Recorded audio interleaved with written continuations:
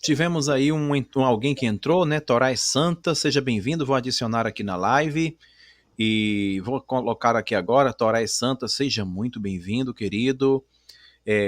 Claudino Barros, seja bem-vindo aqui à nossa live para você fazer sua pergunta, colocar seu contraponto, tá? Que prazer lhe receber. Boa noite. Boa noite a todos aí. Boa noite ao professor Sabino aí, para mim é um prazer estar dividindo a tela aí com o senhor, professor Elton. Que o Eterno abençoe a todos. Pode fazer sua pergunta para o professor Fábio. Ok. Bom, na verdade, eu queria saber o que o professor Sabino, o que ele pensa a respeito do que eu vou perguntar. Não é uma pergunta capciosa, entendeu? Como ele falou aí no início da live, é um bate-papo. Antes, eu tenho um canal no YouTube, né? Estou começando agora. O nome do canal é A Torá é Santa, Claudino Barros. Se algum puder se inscrever no canal, tal. Enfim, a gente está aí também nessa caminhada aprendendo, estudando. O Miranda Desigrejado está me ajudando em algumas coisas, mas enfim, fazer a pergunta para o professor, né? Professor Sabino aí. Acho que quando eu comecei a minha fé, acho que ele já era professor. Eu iniciei minha fé no ano 2000. Acho que antes disso ele já ensinava. A gente não concorda com tudo, mas é uma pessoa que sabe o que fala, né? Enfim, professor Sabino, o que eu queria perguntar para o senhor é o seguinte. Primeiro, eu creio que Isaías 53 é o Mashiach, o servo sofredor. Inclusive, há um tempo atrás eu estava estudando com o Rabino Marlo, Shari Inácio, e eles trouxeram um entendimento, até eles falaram, pode ser os dois ao mesmo tempo, Israel e Jesus, mas enfim, a pergunta que eu quero perguntar para o senhor é a respeito do Zohar, né? O Zohar, ele é um trabalho que é fundamental da literatura cabalista e do misticismo judaico, ou seja, é um livro judaico. Eu sei que o senhor conhece o Zohar. Eu vou ler aqui um pequeno trecho do Zohar, bem rápido. Eu queria saber o que o senhor tem para falar a respeito desse trecho, né? Porque o Zohar retrata o servo sofredor como um Messias, e é uma obra judaica, né? Diz aqui o Zohar, né, o livro do Esplendor, na página 201. No paraíso há um palácio conhecido como o Palácio dos Enfermos, onde o Messias entra para visitar todas as enfermidades, as dores e os sofrimentos, convidando-os se apossarem dele. Fazem isso, e o Messias então sofre todos os castigos que Israel merece. Se o Messias não tivesse tomado sobre si todos os castigos merecidos por Israel, ninguém seria capaz de suportar os sofrimentos do mundo. Mas o Messias suporta os sofrimentos de toda a humanidade. Eu vejo aqui uma obra judaica, colocando o servo sofredor com o Messias. E, lógico, eu linko com Isaías 53. Eu queria saber se o senhor conhece, o que o senhor tem para falar sobre isso. Então, mas apesar que você não está usando Isaías 53, que é o assunto de hoje, né? Então você teria que me dar qual versículo que você fundamenta em Isaías 53 que você diz que é Jesus. Entende? O Zohar é uma obra mística, eu não lido com misticismo, entendeu? É um pensamento totalmente místico, como você colocou aí. Só faça a leitura novamente para mim aí, quer ver? Vou pegar um ponto que você leu aí. Leia para mim, por favor, novamente. Olha onde vai parar esse Zohar, quer ver? Eu peguei um trecho, enfim, eu vou ler a mesma coisa que eu li, ou pode ler um pouco mais diferente? Não, leia só a parte que você leu, senão vai tomar muito tempo. Positivo. No paraíso há um palácio conhecido como Palácio dos Enfermos. Para. O Zohar vai dizer onde que é esse Palácio dos Enfermos? Não. Então, aqui nessa leitura aqui, não. Mas quando a gente lê a obra toda, a gente entende que está falando de... Pode falar. Não. Tá, então, onde que é o Palácio dos Enfermos? Aí no Zohar, que o Zohar diz onde que é. Mundo espiritual. Mundo espiritual? Tá. Agora vem. Continue a leitura agora. Vamos lá? Continue a leitura, por favor. O senhor falou do versículo, por exemplo, Isaías 53:4 seria o versículo. Não, meu amado, vamos por partes. Agora, primeiro, vou definir... Continua a leitura, né? Continua a leitura. Vai lá. Onde o Messias entra para visitar todas as enfermidades. Para aí. Agora imagine você, as pessoas que morreram, então quer dizer que as pessoas ainda continuam lá na eternidade com doença? Onde o Messias tem que curar doença na eternidade? É difícil de entender isso, hein? Olha a obra mística que usou, que eu não concordo em nenhum momento. Enfermidade é aqui. Se o pecado, veja bem, se o pecado é uma enfermidade, é uma doença, e a pessoa já está na eternidade, logo subentende que a pessoa não tem o quê? Pecado. Se não tem pecado, não tem doença, não tem enfermidade. Então, como pode o Messias, então, estar lá na eternidade curando pessoas doentes ainda? Continua a leitura, por favor. Mas o senhor concorda que é uma obra judaica que coloca o servo sofredor como Messias? Então, só que uma obra judaica que não cola, isso aí só para... Não dá. E aqui... Mas, então, o senhor não acredita no Zohar, o senhor não crê no Zohar. Meu amado, não é questão de crença. Leia para mim, por favor, o conteúdo. Estou explanando o conteúdo para você ver onde vai parar. Ok, vamos lá.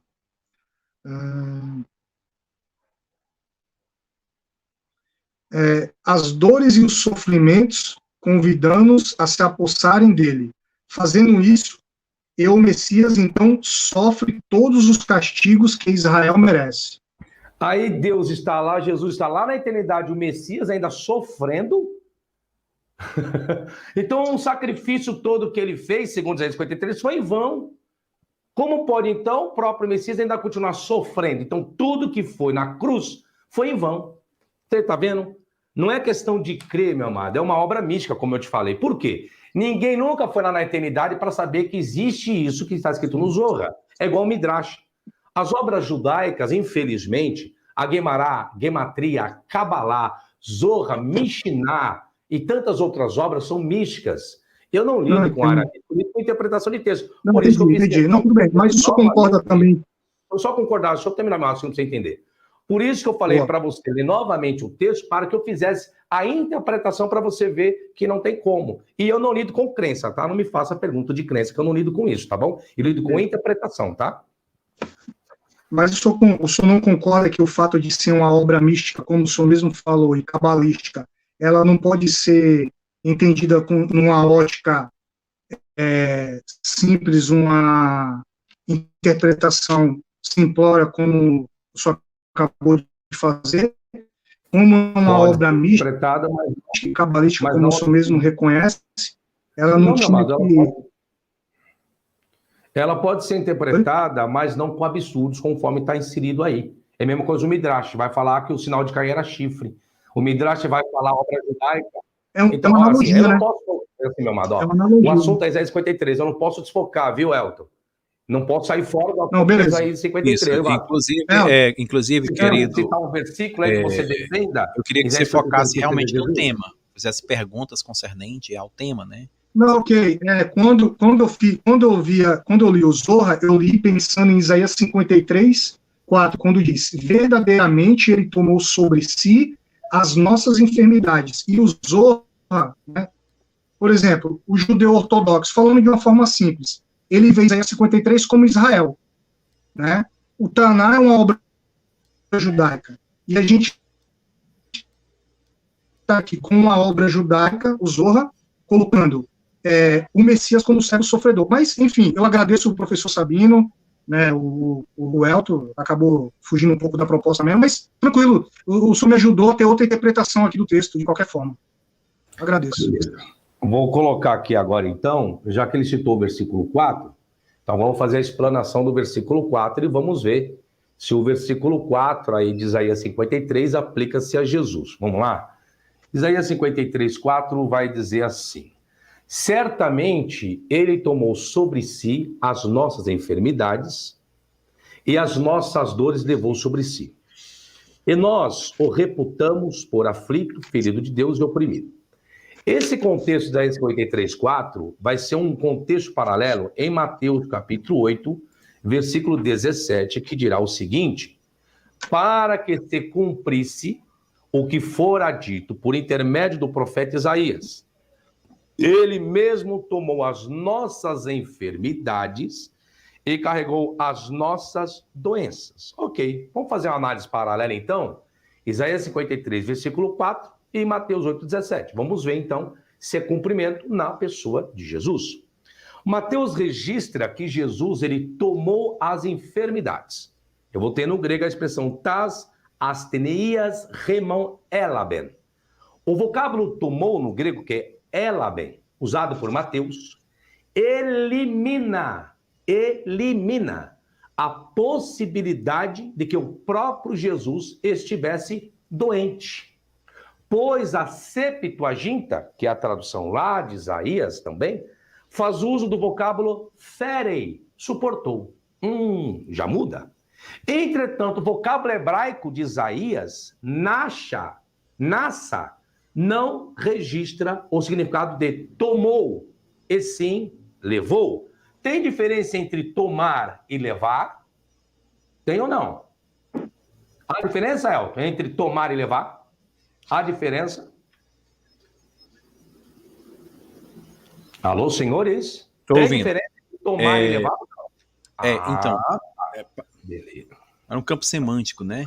Nós teríamos que fazer digamos que uma análise de valores semântico dentro de um contexto a qual o termo vai se relacionar, né?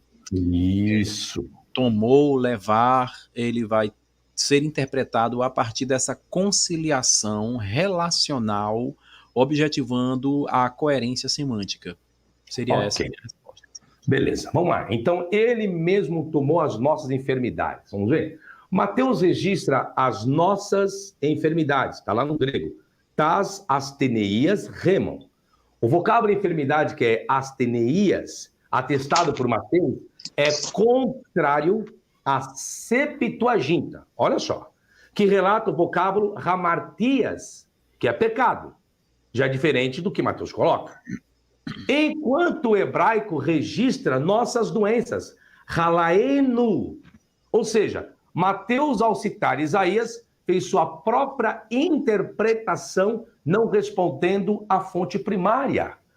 Então, Mateus, ele deturpa a profecia para colocar o que ele quer. Então, não é cumprimento em Jesus. Por quê? Se é um cumprimento, você não pode desrespeitar a profecia que está lá atrás. Nem da Septuaginta, que coloca pecado, e nem o hebraico. Então, Mateus, o escritor, vai desrespeitar todo o contexto da fonte primária. Aí diz que carregou as nossas doenças. Bom, Mateus informa a expressão carregou as doenças. Tas nossos ebastassem. O vocábulo ebastassem, pegou, levantou, carregou, arrancou, no sentido figurado, se trata de cura de doenças. Ok, trata de cura de doenças. Os léxicos vão dizer isso. No sentido figurativo, vamos entender isso? É no sentido literal? Não. Não, por que não é no sentido literal, professor? Porque as pessoas ainda continuam doentes, né? As pessoas ainda têm câncer, as pessoas ainda que aceitam a Jesus ainda têm doenças, então não pode ser no sentido literal. Jesus não carregou doença de ninguém. Será que Jesus carregou o pecado de alguém? Peraí. Se Jesus carregou o pecado de alguém, então por que as pessoas ainda pecam? Mas vamos pegar no sentido figurativo, né? Porque se fez uso no sentido figurativo de curas de doenças? Porque não tem como tomar, levantar ou carregar no sentido físico uma doença. Por isso o vocábulo ebastassem, deve ser interpretado no contexto de Mateus figurativamente. Tem como aplicar essa expressão de Mateus dentro do seu contexto em Isaías 53:4? Não, não tem como. O vocábulo nossos lá de Mateus, que traz Isaías como cumprimento em Jesus, não tem relação ao aspecto espiritual, piorou. No sentido de perdão de pecados, não tem. Pois o vocábulo é condicionado, o vocábulo de Mateus, a questão de doenças ou enfermidades físicas, piorou. Tanto que todas as atestações do vocábulo lá em Mateus, nossos, que está no acusativo plural, significa doenças ou enfermidades, ou em qualquer caso, sendo o caso nominativo, acusativo, dativo, genitivo, não se referirão ao perdão de pecados no Novo Testamento. Para entender a aplicação de Mateus de Isaías 53:4, se foi de forma correta, se faz necessário analisar o seu contexto. Vamos ver o contexto? No versículo 3 de Mateus, no próprio capítulo, ele traz esse cumprimento de Isaías 53:4. No versículo 3 ele vai escrever assim, ó.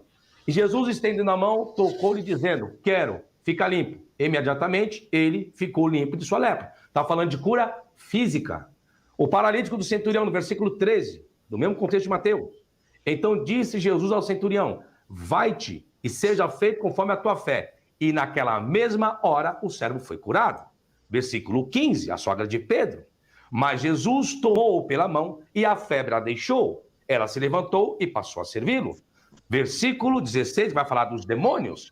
Chegada a tarde, trouxeram-lhe muitos endemoniados e ele meramente com a palavra expeliu os espíritos e curou todos que estavam doentes. Aí vem a pergunta, em qual momento em Isaías 53:4 se fala que houve tudo isso? Onde está o registro que o servo de Isaías curou doenças ou expeliu demônios? Mateus, obviamente, não seguiu a Septuaginta, nem o texto hebraico. Em vez disso, ele formulou o texto de Isaías 53:4 para servir aos propósitos de sua narrativa. Ou seja, então, texto totalmente deturpado, não se aplica porque em Mateus está falando de cura física no sentido literal. E lá em Isaías 53:4 não está falando de cura física, não. Como que eu enxergo Jesus agora? Vou continuar meu raciocínio. A Septuaginta vai dizer, em cima desse texto de Isaías 53:4. A Septuaginta relatou a expressão caiperi remam edinatai, e as nossas dores levou sobre si. Ou seja, a Septuaginta fez uso do vocábulo odinatai, que sua origem é odinal, que significa dor, agonia, angústia, ansiedade, preocupação. Diferentemente de Mateus, que fez uso do vocábulo nossos, que é doença e enfermidade. Uma coisa não tem nada a ver com outra. E o hebraico, diz Isaías 53, diz o quê? Vamos ver?